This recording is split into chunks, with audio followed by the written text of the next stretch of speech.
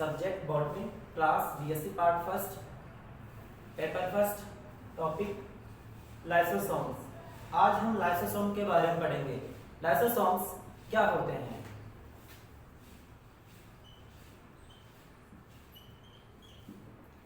सर्वप्रथम बात करेंगे लाइसोसोम्स की खोज किसने की। लाइसोसोम की खोज क्रिश्चियन डीडवे ने की।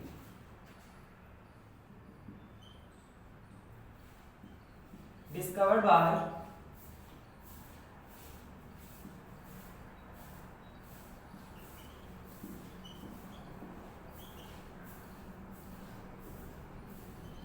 क्रिश्चियन डीडवे ने की। अब बात करते हैं लाइसोसोम्स क्या होते हैं और कहां पर पाए जाते हैं। पहली चीज, लाइसोसोम्स यूकेरियोटिक सेल्स में पाए जाते हैं। लाइसोसोम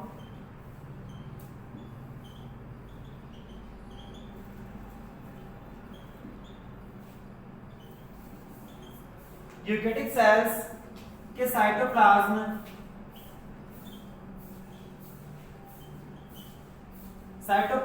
में छोटी स्मॉल थैलीनुमा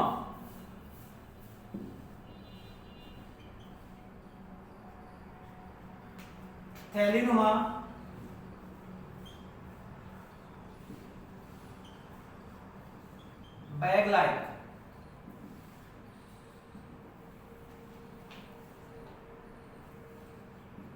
पुट्टिकानुमा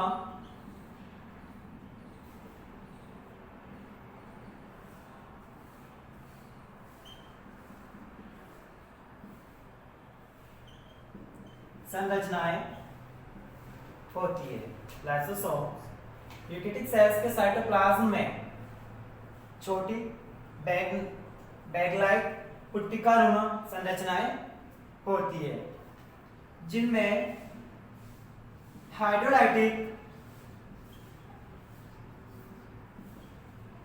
एंजाइम पाए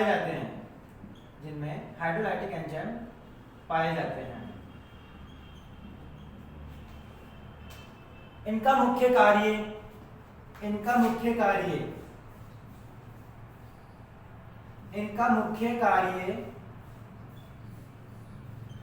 कार्य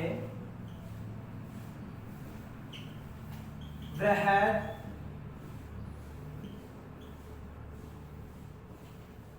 जैविक अणुओं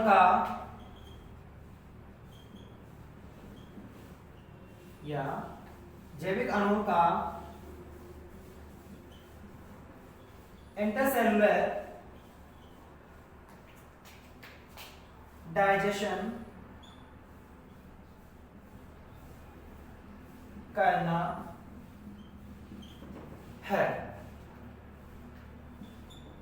लाइसोसोम्स का मुख्य कार्य वृहद जैविक अणुओं का इंटरसेलुलर या अंतराकोशिकीय पाचन करना होता है।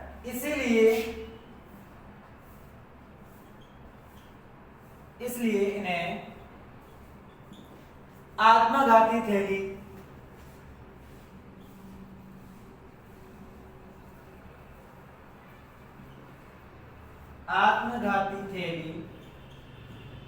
या सुसाइड बैग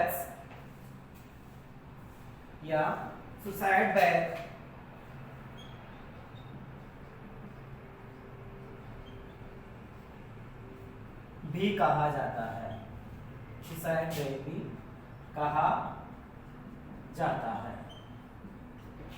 क्वेश्चन आ सकता है, सेल का कौन सा ऑर्गन है जिसे सुसाइड बैग या आत्मघाती थैली कहा जाता है? लाइसोसोम। किसे कहा जाता है? लाइसोसोम को आत्मघाती या सुसाइड बैग क्यों कहा जाता है? क्योंकि ये वृहद जैविक अणुओं का इंटरसेलुलर डाइजेशन करते हैं, इसलिए इन्हें आत्मघाती थैली भी कहा जाता है।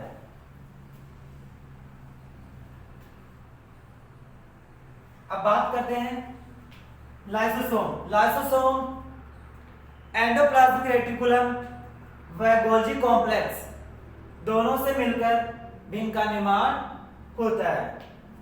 लाइसोसोम का निर्माण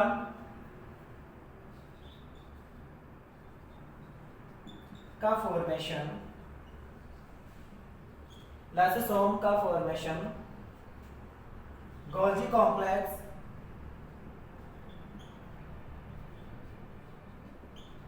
व endoplasmic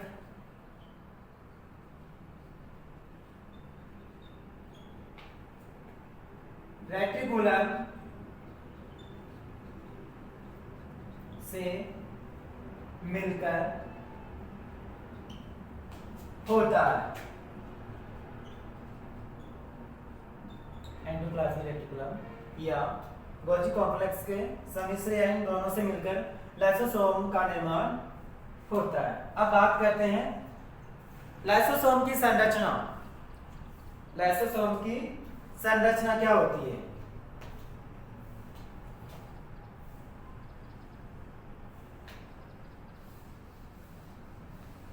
structure of lysosome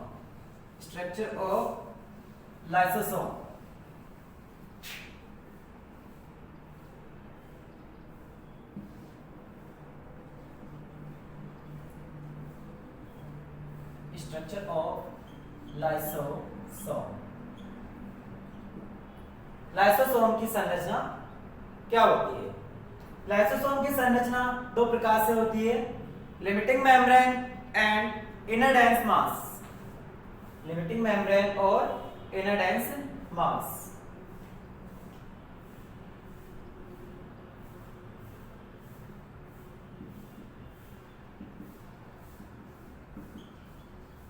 limiting membrane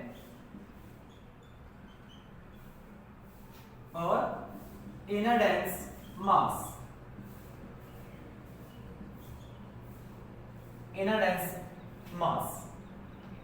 अब बात करते हैं लिमिटिंग मेम्ब्रेन। लिमिटिंग मेम्ब्रेन क्या होती है? Limiting membrane single unit membrane से निर्मित होती है, या बोल सकते हैं एकल झिल्ली द्वारा निर्मित होती है। इसकी संरचना प्लाज्मा मेम्ब्रेन के समान लाइपोप्रोटीन द्वारा निर्मित ट्राइलेमिनर होती है।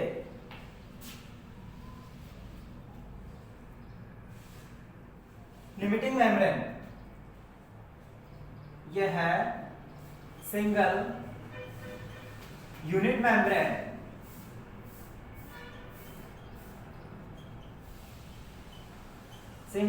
मेम्ब्रेन द्वारा निर्मित होती है तथा इसकी संरचना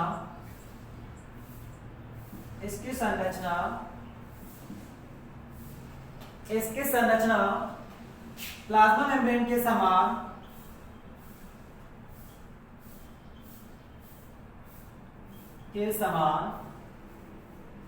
प्लाज्मा मेम्ब्रेन के समान लाइपोप्रोटीन द्वारा निर्मित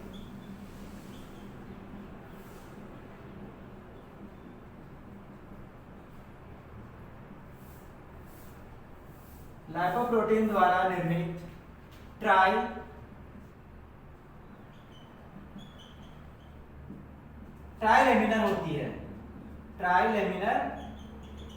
होती है। अब बात करते हैं सेकंड, इनर डेंस मास। आंतरिक सघन सहती इनर डेंस मास। आंतरिक सघन सहती क्या होती है?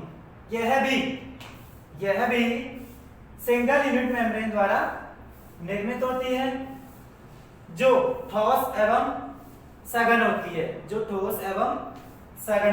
यह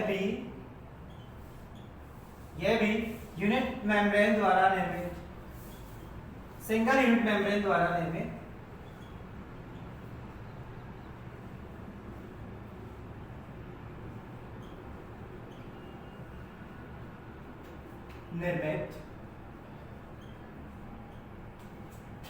अधिक ठोस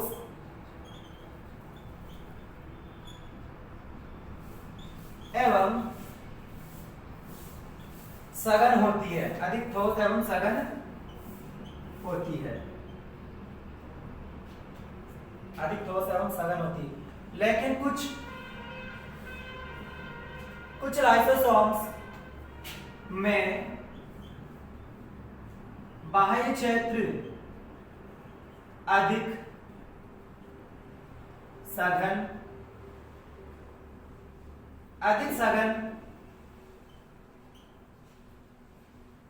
तथा केंद्रीय भाग सेंट्रल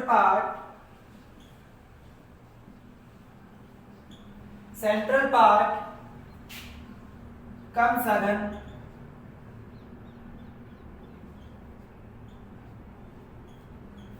होता है, कम सघन होता है, क्योंकि सेंट्रल ग्रेन्युलर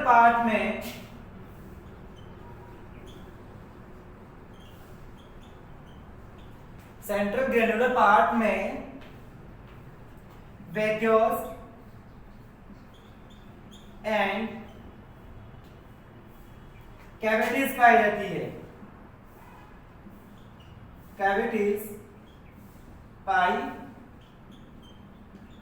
जाती है।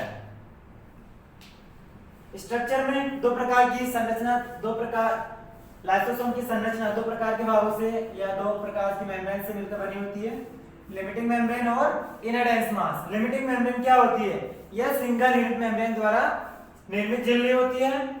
इसकी संरचना प्लाज्मा मेम्ब्रेन के समान लाइपोप्रोटीन द्वारा निर्मित ट्राइलेमिनर होती है। सेकंड है इनर डेंस मास, आंतरिक सघन सहती। यह भी सिंगल यूनिट मेम्ब्रेन द्वारा निर्मित अधिक ठोस एवं सघन होती है। लेकिन कुछ लाइसोसोम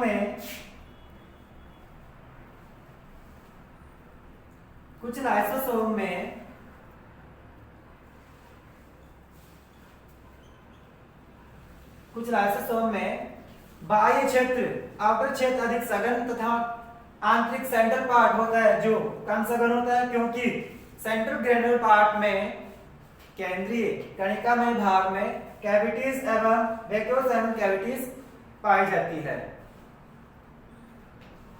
थोड़ा सा अपन लाइसोसोम्स का शेप के बारे में बात करेंगे। लाइसोसोम गोलाकार आकृति के होते हैं, लाइसोसोम गोलाकार आकृति के होते हैं,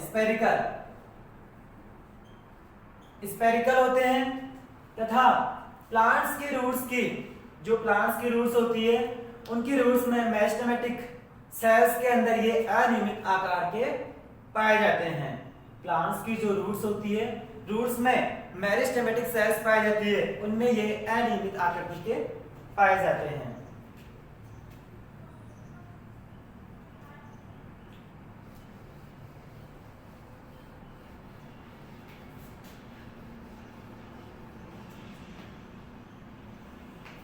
लाइसोसोम स्पेरिकल होते हैं या गोलाकार, स्पेरिकल साइज के होते हैं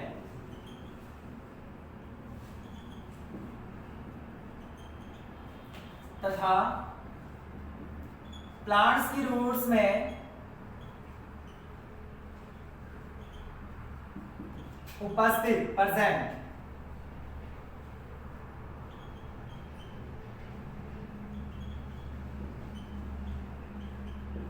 मेरिस्टेमिक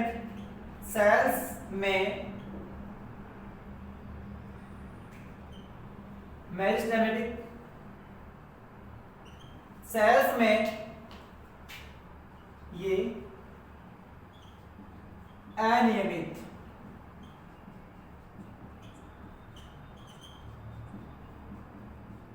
आकृति के होते हैं, अनियमित आकृति के होते हैं।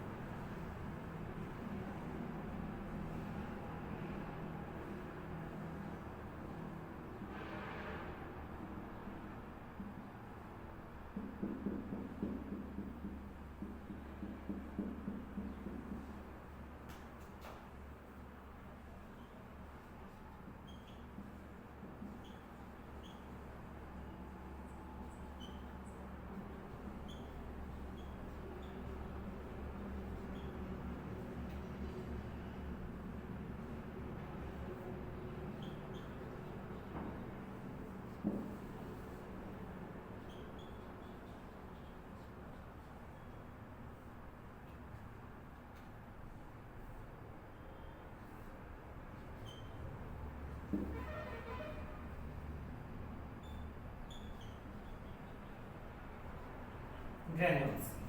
लाइसोसोम गोलाकार आकृति के होते हैं, लेकिन कुछ प्लांट्स की रूट्स में जो मेरिस्टेमेटिक सेल्स होती है उनमें ये अनियमित आकृति के होते हैं।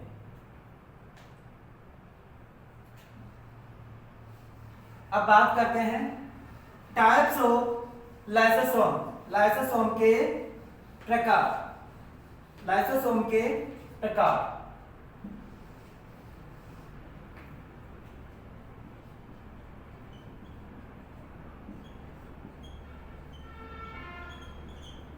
लाइसोसोम के प्रकार।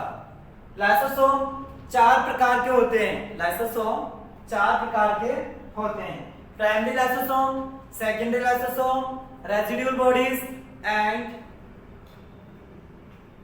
ऑटोफेगिक vacuoles. Autophagic vacuoles. First type अपना प्राइमरी लाइसोसोम।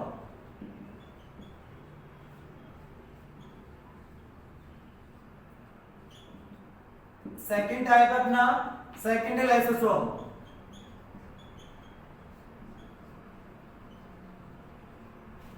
थर्ड टाइप अपना रेजिड्यूल बॉडीज।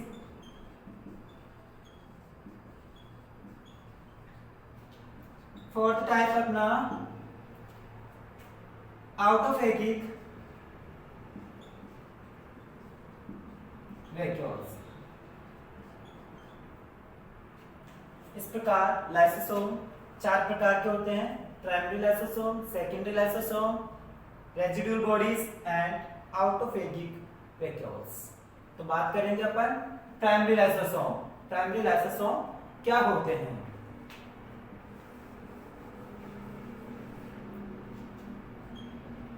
इनकी संरचना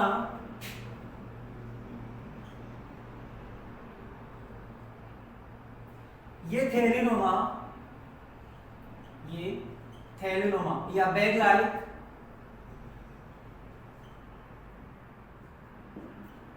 लाइक तथा गोल्जी कॉम्प्लेक्स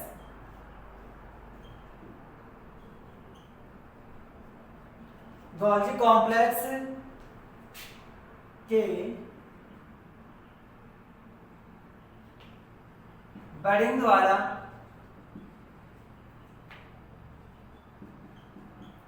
नवनिर्मित संरचना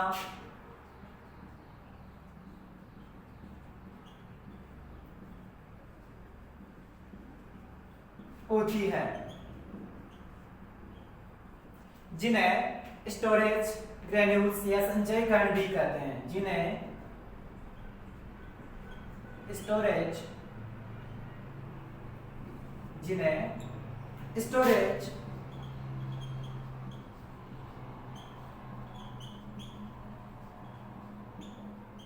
स्टोरेज ग्रेन्यूल्स या संचयी कण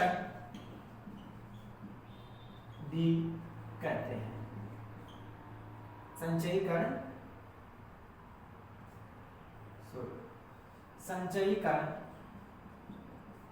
कहते हैं। इनमें एंजाइम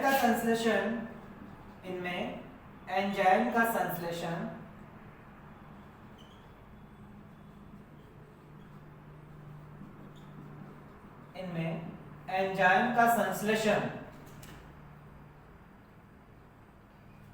एंडोप्लाज्मिक रेटिकुलम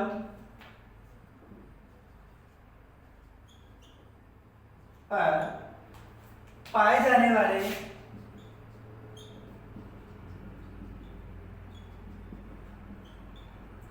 राइबोसोम द्वारा होता है।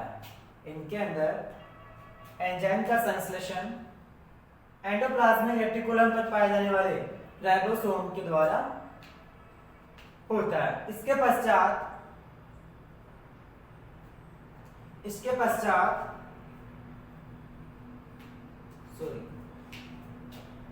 इनका एंजाइम का संश्लेषण, इसके पश्चात ये गोल्जी कॉम्प्लेक्स में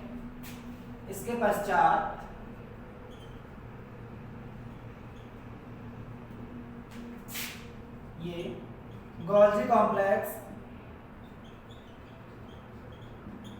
में स्थानांतरित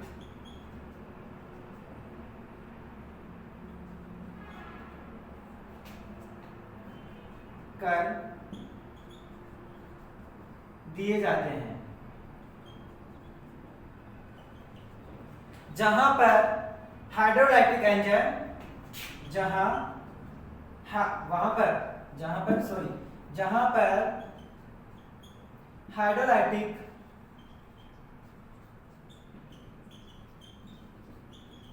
एंजाइम पाए जाते हैं,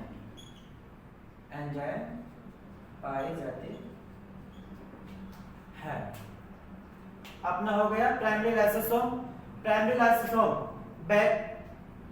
थैलीनुमा गोल्जी कॉम्प्लेक्स के बड़ी द्वारा नवनिर्मित संरचना होती है प्राइमरी लाइसोसोम, जिन्हें स्टोरेज ग्रेन्यूल्स या संचयी कण भी कहते हैं।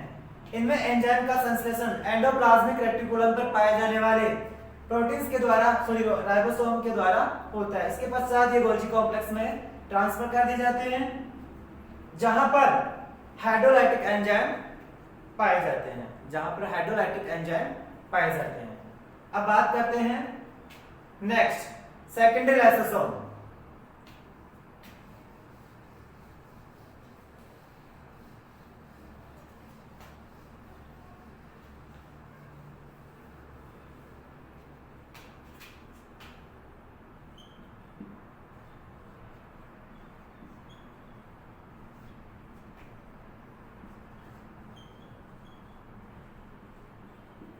सेकेंडरी लाइसोसोम्स क्या होते हैं?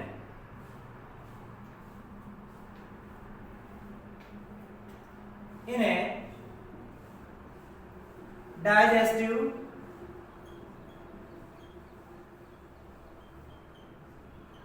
वैक्यूल्स या हेटेरोफेगोसोम्स या हेटेरो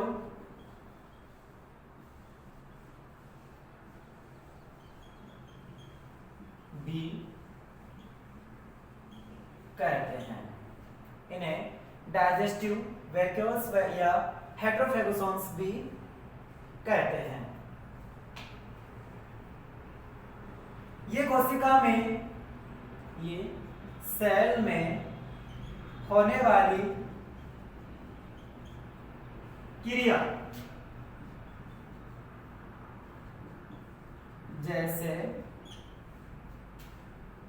पिनोसोम्स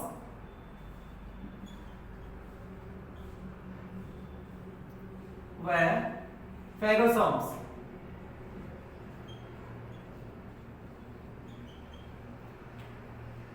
जो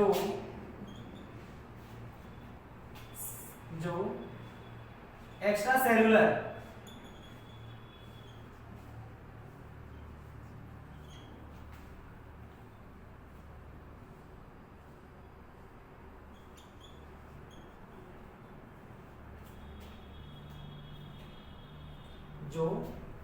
सेलुलर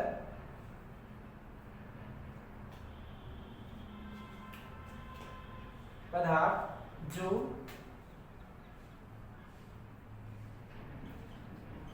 प्लाज्मा मेम्ब्रेन द्वारा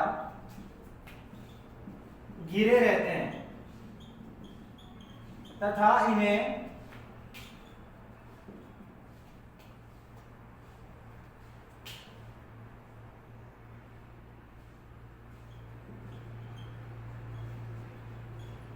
पिनोसाइटोसिस व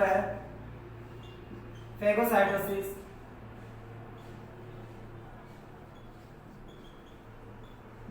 भी कहते हैं।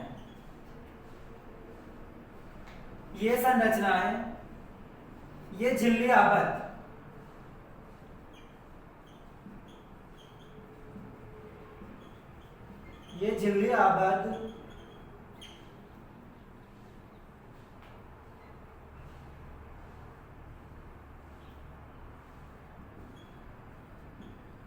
Extra cellular matter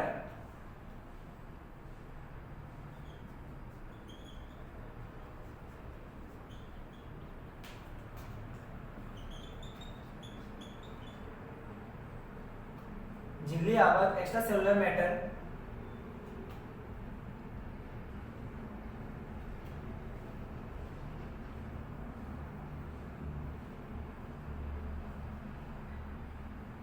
sorry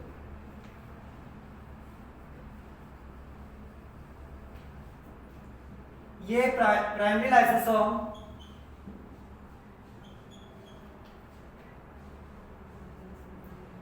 lysosome से अटैच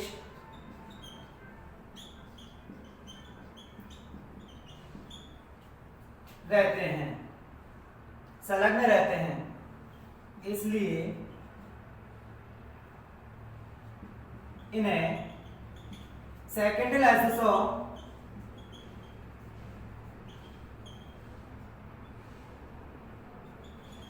कहते हैं।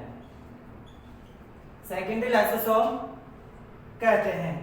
जो इनमें एक्स्ट्रा सेलुलर सब्सटेंस है या पदार्थ है उनका डाइजेशन प्राइमरी लाइसोसोम में पाए जाने वाले हाइड्रोलाइटिक एंजाइम्स के द्वारा होता है, जो सरल अणुओं में बदल दिए जाते हैं। एक्स्ट्रा सेलुलर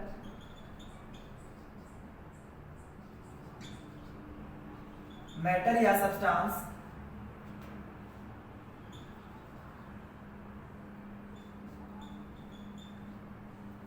का डाइजेशन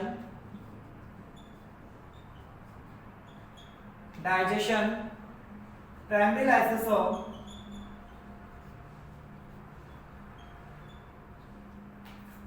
में पाए जाने वाले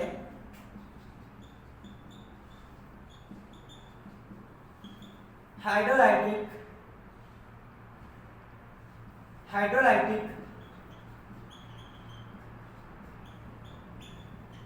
एंजाइम द्वारा होता है। एक्स्ट्रा सेलुलर सब्सटेंस का डाइजेशन प्राइमरी लाइसोसोम में पाए जाने वाले हाइड्रोलाइटिक एंजाइम द्वारा होता है। ये hydrolytic enzyme substance extra cellular substance को सरल मॉलिक्यूल में बदल दिए जाते हैं। इन पदार्थों को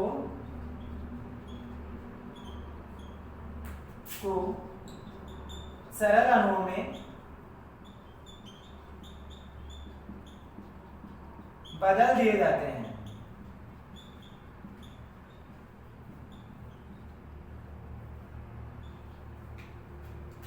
सेकेंडरी लाइसोसोम इन्हें डाइजेस्टिव वैक्यूल्स या हेटेरोफेगोसोम्स भी कहते हैं। ये सेल में होने वाली क्रिया जैसे पिनोसोम्स या फेगोसोम्स, जो एक्स्ट्रा सेलुलर मैटर जो बाह्य कोशिकीय पदार्थ जो प्लाज्मा मेम्ब्रेन द्वारा घिरा रहता है, घिरा रहता है तथा इन्हें पिनोसाइटोसिस या फेगोसाइटोसिस भी कहते हैं। ये प्राइमरी लाइसोसोम से अटैच रहते हैं, इसलिए इन्हें सेकेंडरी लाइसोसोम भी कहते हैं। जो एक्स्ट्रा सेलुलर प्लाज्मा मेम्ब्रेन द्वारा घिरा हुआ, प्लाज्मा मेम्ब्रेन से घिरा हुआ एक्स्ट्रा सेलुलर मैटर सब्सटेंस है, उसका डाइजेशन प्राइमरी लाइसोसोम में पाए जाने वाले एंजाइम्स के द्वारा होता है। ये एंजाइम्स हाइड्रोलाइटिक एंजाइम्स इस मैटर को, एक्स्ट्रा सेलुलर मैटर को सरल मॉलिक्यूल्स में बदल देते हैं। अब बात करते हैं थर्ड प्रकार रेजिड्यूल बॉडीज, अवशिष्ट कार्य।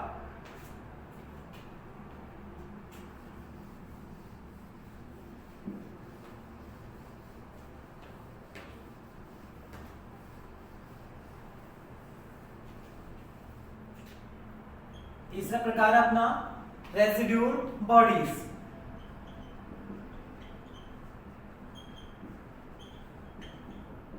अवशिष्ट कार्य सेकेंडरी लाइसोसोम में कुछ हाइड्रोलाइटिक एंजाइम्स की कमी के कारण कुछ पदार्थ अपचित रह जाता है, उसे रेजिड्यूल बॉडीज कहते हैं। सेकेंडरी लाइसोसोम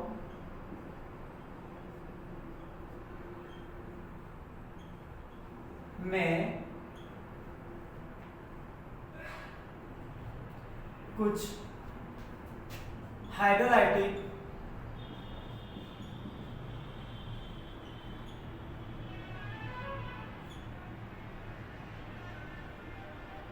एंजाइम्स की कमी के कारण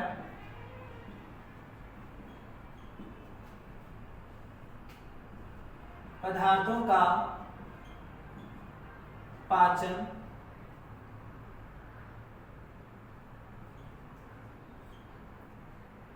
नहीं हो पाता है तथा कुछ अपचित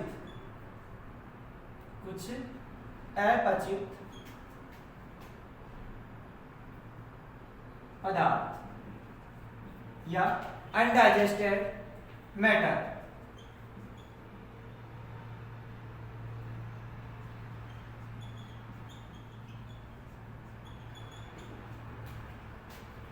बच जाता है, जिसे रेजिड्यूल बॉडीज कहते हैं, जिसे रेजिड्यूल बॉडीज कहते हैं। रेजिड्यूल बॉडीज सेकेंडरी लाइसोसोम में कुछ एंजाइम्स की कमी के कारण, कुछ हाइड्रोलाइटिक एंजाइम्स की कमी के कारण कंप्लीट पदार्थ होता है उसका पाचन नहीं हो पाता है, कुछ अपचित पदार्थ, कुछ सम अनडाइजेस्टेड मैटर बच जाता है, जिसे रेजिड्यूल बॉडीज कहते हैं।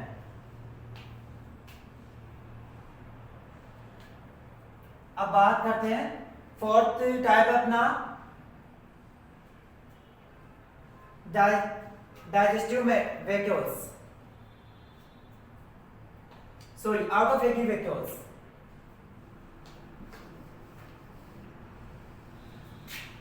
आउटोफेगिक वैक्यूल्स, फोर्थ टाइप अपना आउटोफेगिक वैक्यूल्स। इन्हें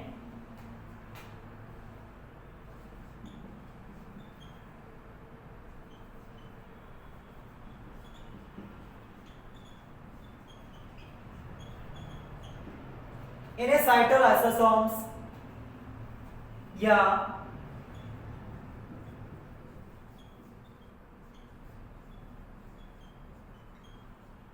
साइटोलाइसोसोम्स या आउटोफेगोसोम्स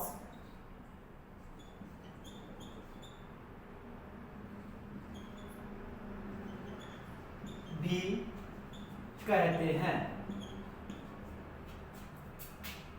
क्योंकि ये विशिष्ट परिस्थिति में अपने ही घटकों का पाचन शुरू कर देते हैं, जैसे माइटोकॉन्ड्रिया व एंडोप्लाज्मिक रेटिकुलम के टुकड़ों का पाचन करना। इसीलिए इन्हें आउटोफेगिक वैक्यूल्स कहते हैं, या यह प्रक्रिया स्वभक्षण कहलाती है।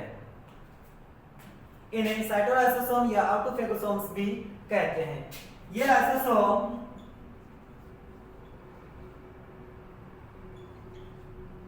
विशिष्ट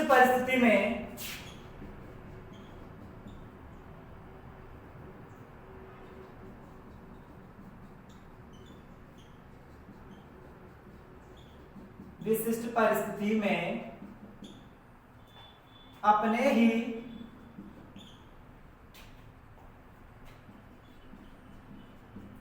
पुराने अंगों या घटकों का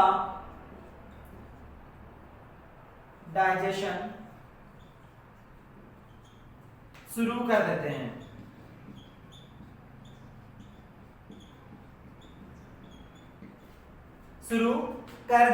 इसीलिए यह प्रक्रिया शुरू करते हैं, जैसे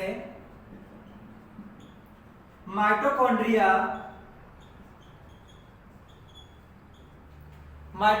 व एंडोप्लाज्मिक रेटिकुलम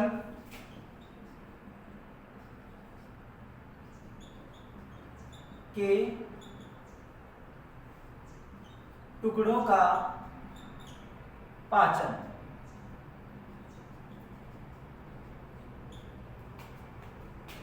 यह प्रक्रिया यह क्रिया ऑटोफेगी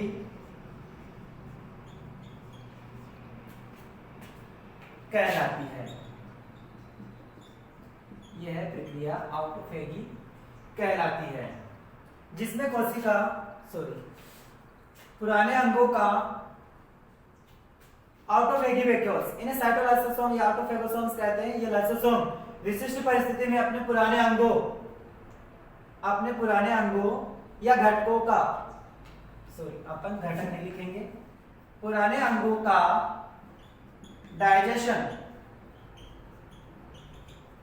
शुरू कर देते हैं, जैसे माइटोकॉन्ड्रिया व एंडोप्लाज्मिक रेटिकुलम के टुकड़ों का पाचन। यह क्रिया पाचन करना, यह क्रिया ऑटोफेगी कहलाती है, स्वभक्षण क्रिया कहलाती है, जिसमें कोशिका अपने ही घटकों का पाचन करती है, जिसमें कोशिका अपने ही कंपोनेंट्स का डाइजेशन करती है।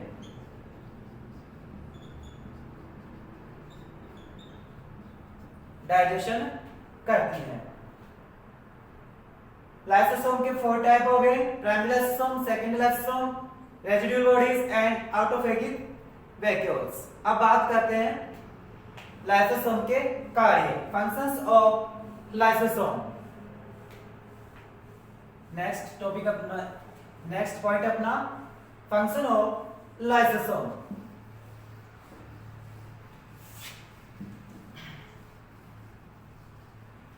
फंक्शन ऑफ लाइसोसोम, लाइसोसोम के कार्य, लाइसोसोम के कार्यों की बात करेंगे। लाइसोसोम जैसे इंट्रासेलुलर डाइजेशन,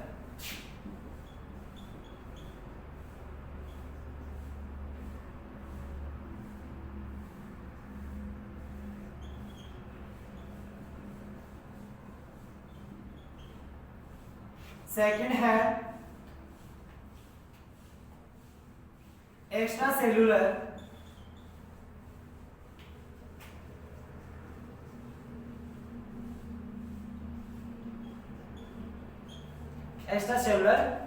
डाइजेशन। थर्ड है रिमूवल ऑफ डेड सेल्स, कोशिका से मृत कोशिकाओं को हटाना, किसका कार्य है? लाइसोसोम को।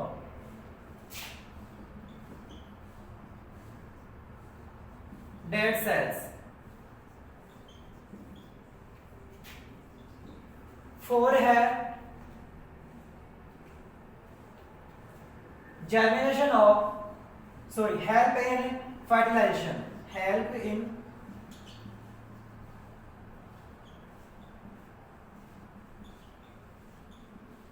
fertilization, help in fertilization। तो इस प्रकार लाइसोसोम अंतरकोशिकीय पाचन में सहायक होता है, बाह्यकोशिकीय डाइजेशन में सहायक होता है, और कोशिका से मृत कोशिकाओं को हटाने में भी लाइसोसोम सहायक होता है, और फर्टिलाइजेशन में भी सहायक होता है।